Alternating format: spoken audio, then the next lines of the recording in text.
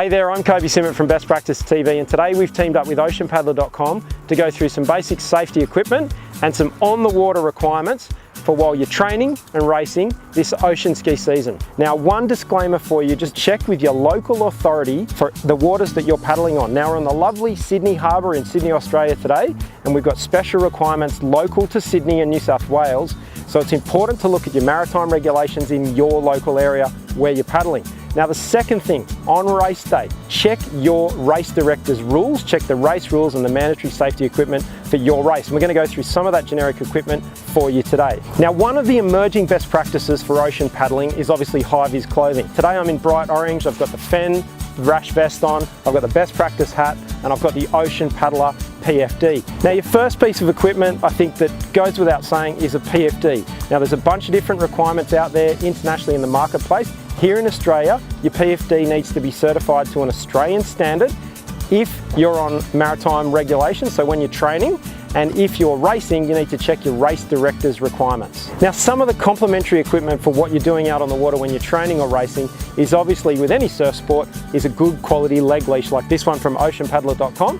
Now, because of the distances you're able to travel on some of these great surf skis you can now get, we also recommend that you have an orange smoke flare like this one. Now, one of the pieces of equipment that's becoming more and more popular every day is obviously the mobile phone. Now, that is recommended by one of the local regulators. Now, today I've got my iPhone 7.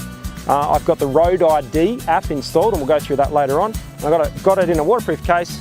I can throw that lanyard around my neck, and with the Ocean Paddler PFD, I can just drop it in the pocket like this. Zip it up nice and tight, and it's there. Obviously pretty important for any sport and any training that you're doing is your hydration.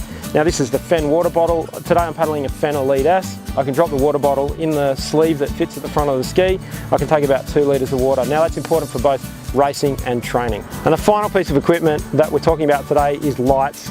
So between sunset and sunrise here in Australia, we've got to have an all-round white light. It's on the front of my hat, the back of my hat, and that meets the requirements here in Sydney. So once you get out on the water, or you start to plan to get out on the water, there's just a couple of top tips that we got for you during training. The first is, obviously plan your start and finish time, so you know your approximate distance, how far you're going to go, and when you're going to be back, so you can tell someone where you are. Running an app on your mobile phone like Road ID is a good idea, and then if you can, paddle with a buddy. Now, it's important to remember that in an area like this that you are actually a vessel and there are rules and regulations, so that applies during training and obviously also in racing, and also think about your abilities. So am I competent, am I confident to do what I'm setting out to do without relying on my buddies and obviously needing safety and rescue equipment. So you want to try and get there on your own steam and have a great day. So we've got 10 things to remember on race day. The first is make sure you know the rules. The second is go to the race briefing. The third is follow the course. And if you feel like you're really winning and you're out by yourself, you're probably not. So stay with the crowd. And the fourth thing is follow the instructions of officials. So anyone on the course at the start, during the course, or at the end. And the fifth thing is if you see somebody that's in distress, stop and give them a hand. If you get yourself into trouble, it's important to try and look after yourself. Don't panic, just chill out and relax.